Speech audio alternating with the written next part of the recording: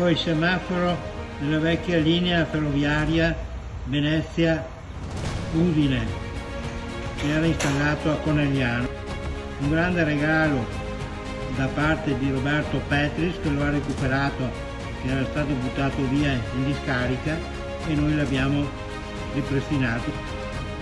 Roberto Petris è stato un grande capostazione per decenni a Conegliano, e quindi lo ringraziamo di cuore per questo recupero. E qui è un interruttore di media tensione nelle prime linee